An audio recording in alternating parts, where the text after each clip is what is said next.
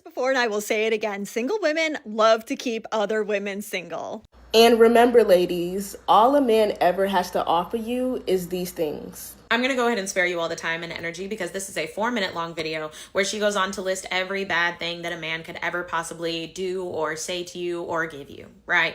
However, for those of us that don't live in feminist Lululand and we're here in reality, I would like to point out a couple of things. One, this woman probably does not have a man, right? The women that make this type of content never have men.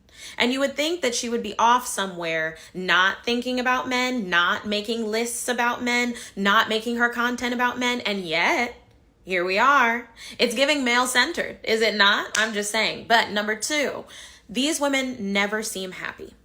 And they're trying to convince you to not be around men because men will make you miserable and they'll give you trauma and diseases and heartache. And yet she doesn't have a man and she's still miserable. See, it doesn't help. They're trying to invite you into their misery. The phrase single women keep women single is so true. This woman is trying to keep you single and in her misery because she wants company. Don't you dare let her. I understand that there are pros and cons in being in a relationship. We all do.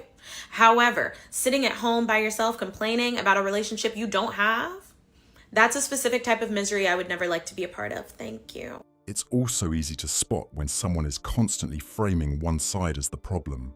That narrative usually says more about their own situation than anything else. Misery tends to look for company, not solutions. And when that becomes the pattern, the intent becomes obvious. You know that saying, single women keep women single? I thought it was pure BS until now, but the more that I look at it closely, all the way from the bad influence to wanting to go out too much or appear too available too often, that's speaking a little different to me now, because I'm talking to one of my homegirls and, she's going through a rough time, and I told her, I challenge you to look at who you're surrounding yourself with. Are these women married? Are they in long-term relationships that are moving towards marriage?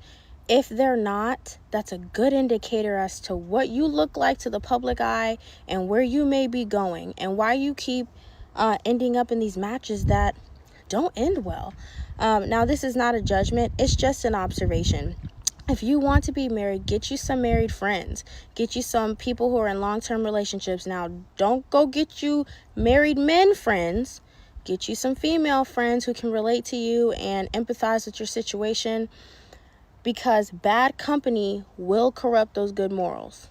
Single women are keeping your woman single, and this is for men who feel like their wife or girlfriend is heavily influenced by their friends. Stop trusting her single friends. They don't necessarily want her happy. They want her available for them. Single women keep women single because they live in an ecosystem of emotional chaos, no accountability, and temporary coping. They hype each other up, validate each other's delusion, and cheer for every decision that avoids responsibility. They want support, not truth. They want comfort, never clarity. They want a circle where nobody grows, so nobody gets left behind. When a woman is surrounded by single women, she absorbs their mindset naturally. She picks up their insecurity. She picks up their resentment towards other men. And she picks up their trauma-driven logic. And she starts acting like them. Not like a woman who is in a committed relationship, but like a woman preparing to exit one. Her friends will never tell her, you overreacted, you were disrespectful towards him, you hurt him, you need to apologize, you need to fix this. They're not going to say that. Instead, they're going to tell her, you did nothing wrong. Oh, he's too sensitive. He should just accept you the way that you are. You should be able to do whatever you want. Girl, go do you. You deserve more.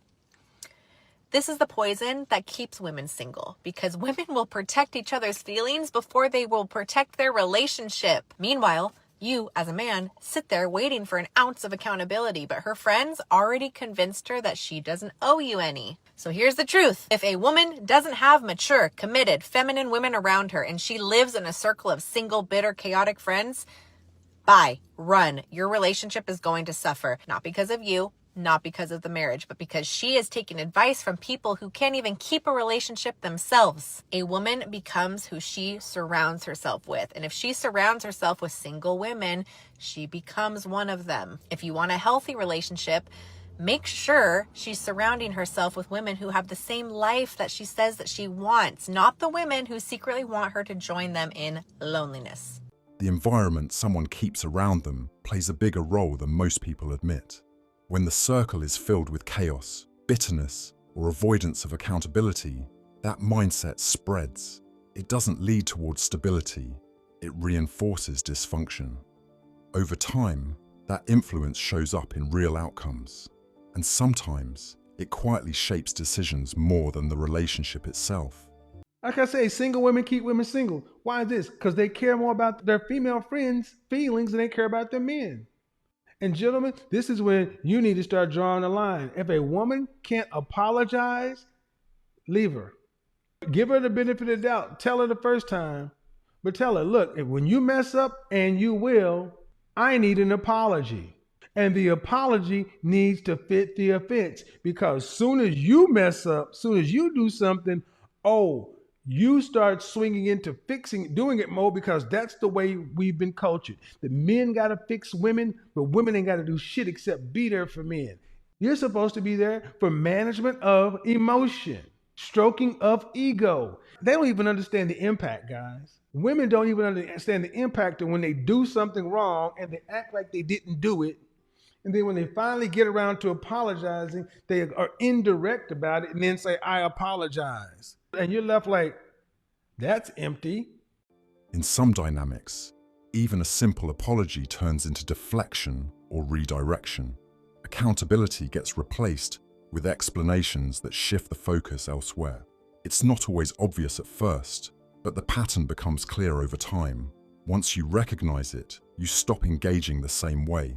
And from that point on, the response becomes measured, not emotional. If it's one thing women know how to do really good, it's keeping other women single. Yeah, for Women sure. give other women the most horrible advice ever. Yeah, I agree. So that they can be single just like you. They really have a clandestine jealousy for women who are in a relationship. No one's looking for you. You're no man's first choice.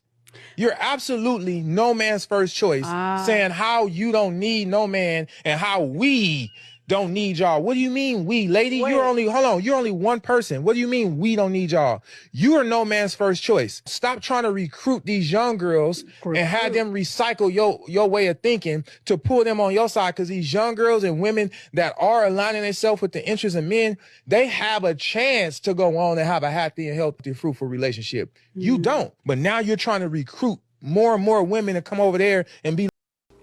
There was this video I saw that I actually wanted to stitch, but it was not possible to stitch the video on the app. Anyway, whatever. It was this woman saying that, like, her friends, whenever she gets into an argument with her man, her friends will tell her, like, so what, girl? Like, curse him out. Like, who cares? Whatever. And she's like, I can't do that. Like, my man will literally hang up the phone on me. Like, he's not going to allow me to disrespect him. He's not going for that. Like, I can't do that. And I just want to say, like, I am not that friend. I am not the friend that's going to encourage you to curse your man out. I'm not going to be the one that's like, girl, F him. Like, let's keep it pushing. We don't need men. Like, come on, we can do our own thing. Like, I am not that. I'm not that. I'm not a feminist. I'm not a woman who is supporting the divide of women and men. Like, I'm not into that. Okay, I want people to be in love. I want people to have good relationships. And I'm going to give you the best possible advice as my friend that I could give you. If you don't want to hear that, that's up to you. But I'm never going to be a city girl. Like, I'm just never going to be that. I'm never going to be that type of person who is going to tell you something that can negatively impact your relationship just because I'm just telling you what you want to hear. Like, and that's a problem. A lot of women are around women that tell them what they want to hear, not what they need to hear. When someone goes against the popular narrative, there's almost always pushback. Labels get thrown around to discredit the perspective instead of addressing it. It's predictable at this point, and once you see the pattern, it loses its impact. If the message hit, like, comment, and subscribe. Thanks so much for watching, and I'll see you in the next video.